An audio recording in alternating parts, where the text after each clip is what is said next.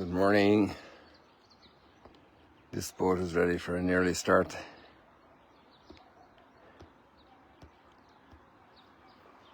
So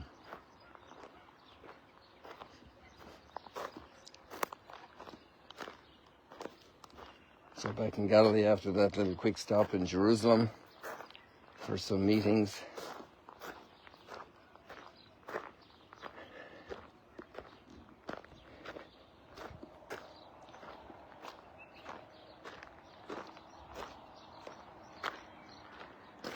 Today we have strong messages, beautiful messages. And it's interesting contrast that the psalm, which is responding to the first reading, a prayerful response to the first reading, let all the earth cry out to God with joy. But the reading is about a persecution of the church following the death of Stephen. And why would all the earth cry out to God with joy?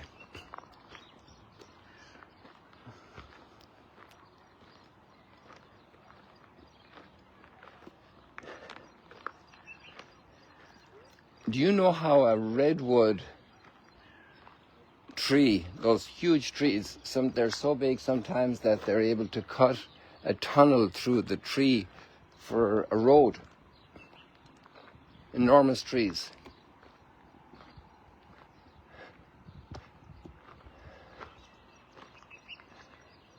And how the redwood seed germinates. Apparently it takes a forest fire of redwoods that must burn with amazing intensity to crack open the seeds so they can germinate. This is part of nature. And the chicken can't come out unless the shell is broken from the egg. And the seed falls in the ground and dies to bring forth new plants, new fruit. This is even from Jesus' own words and from our observation of nature.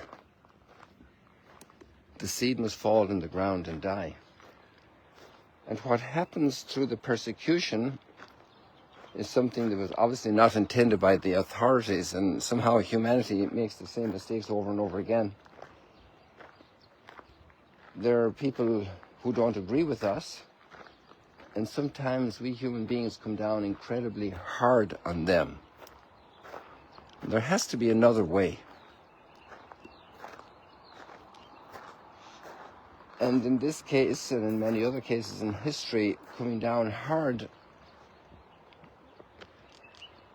on the new proposal that's being launched actually produces the opposite effect and becomes an instrument of promoting what is being sought to be suppressed.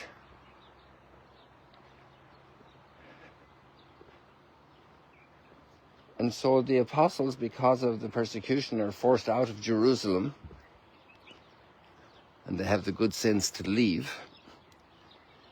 And they go forth not cowardly, but they go forth proclaiming the good news of the resurrection and of forgiveness and reconciliation. As in the end of Matthew's Gospel, go to the whole world and proclaim the good news.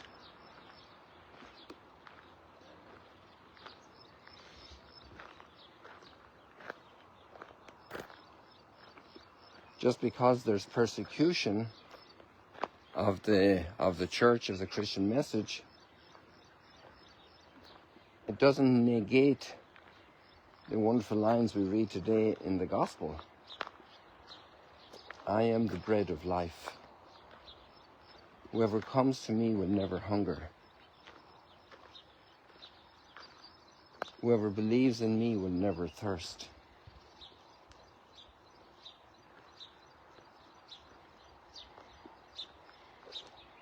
I came down from heaven to do my own, not to do my own will, but the will of the one who sent me. I just noticed here that this is taking time to blossom.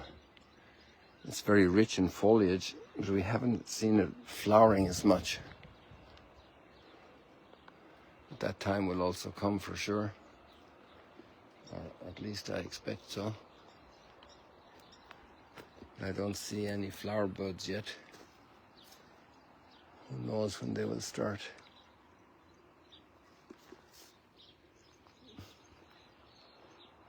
I've not come to do my own will, but the will of the one who sent me.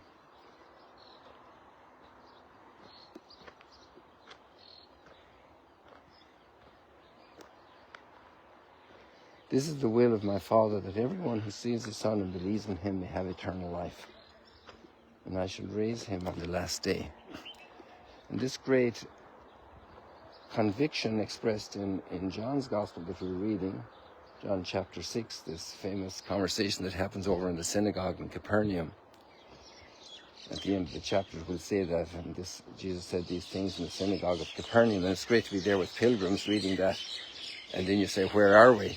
We're in the synagogue at Capernaum reading this text.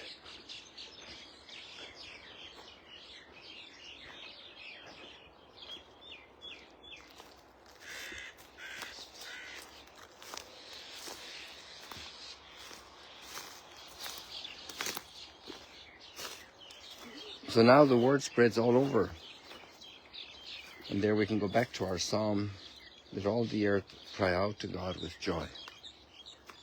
Because the message of salvation, of life, of eternal life, of forgiveness, of the love of the Father has been communicated. It's growing worldwide, all over, not being kept in Jerusalem only. Let all the earth cry out to God with joy. And all the birds here are singing here in the background. A whole bunch over there on the roof there of the little house.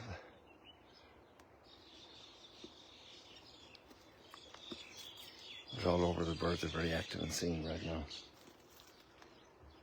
People, I hope there's rejoicing and crying out to God with joy in your part of the earth where you live, in your kitchen, in your village, in your town, in your family, extended family. God bless you. See you later, alligators. Let all the earth cry out to God with joy.